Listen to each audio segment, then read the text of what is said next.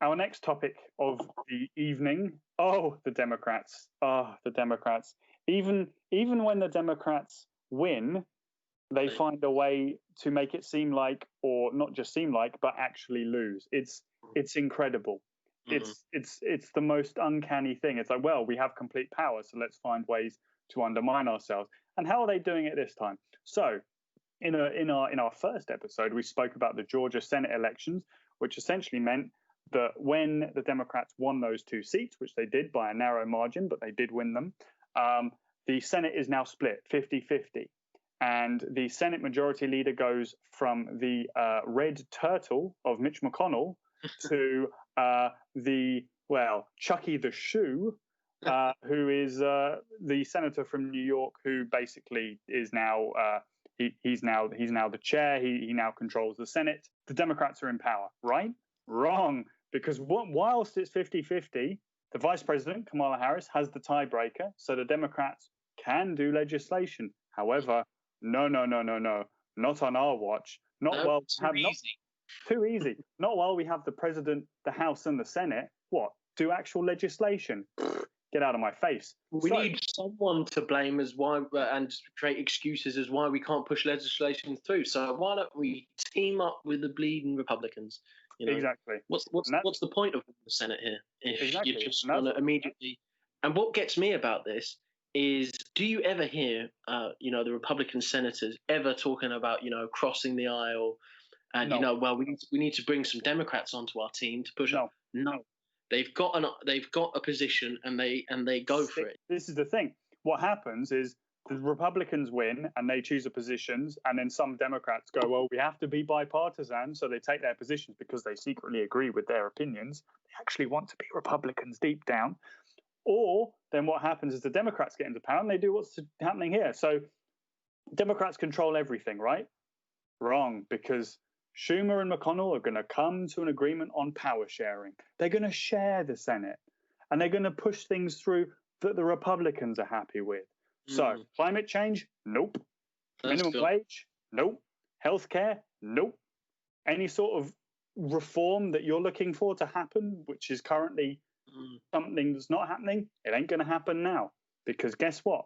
They're not going to do it. They're not going to do it because they say, oh, we can't be bipartisan because we share all the committees and it's a split vote. And it would be rude to not do it bipartisan wise. So we just can't do. I'm sorry, all you progressive people who wanted Joe Biden to do progressive things. We just can't do it. Can't be done. Except they can. And it's a thing called budget reconciliation. Here, ladies and gentlemen, is everything you need to know. So instead of needing a majority, so it's 100 seats, and instead of needing 60 seats for a bill to pass, the Democrats could use such a thing as budget reconciliation, which really only needs a simple majority. So 50 plus a tiebreaker plus 1. That's all you need. And the remit and the scope of what you can actually get pushed through using this method is huge.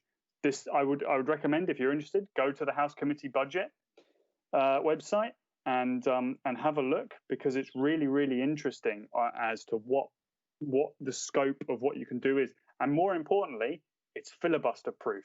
So the Republicans can't block it. So you want to get through a Green New Deal? There you go. Do it. And guess what? They're not going to. They're not going to. They've got a tool. They've got a toolbox full of tools. And there's a really awesome tool. But we just can't, because we have to share the tool with Republicans. This brings up a real kind of crisis of American democracy and everything. Because what is the point of voting these people in if, once they get there, they then join forces with the very people who the people who elected them voted against? Because you have the House, the Senate, and the presidency. You can do whatever you want, but they don't want to do whatever they want. Yeah.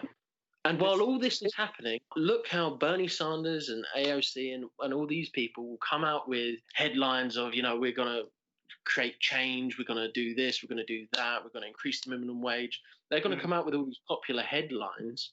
And then, meanwhile, part of the Democratic Party here in the Senate are going to be the very people who then are going to pick that apart and make sure real substantive change doesn't actually go through. And just shooting themselves in the foot here. There's no reason to do this.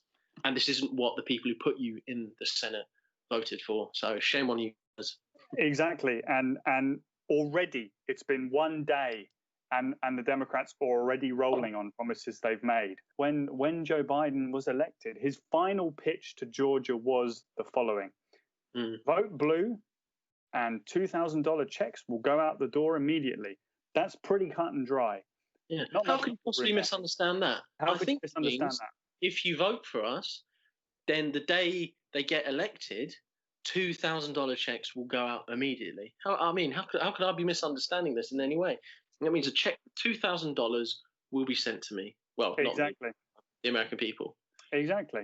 And that was pretty cut and dry. And there is data showing that the narrow majorities won in Georgia by the Democrats was off the back of this promise. So the Democrats, being the big brain genius boys and girls that they are, what do you think is the first thing they do? They're going to break that one promise, or it looks like they're going to, because they haven't yet, but it looks like they're going to.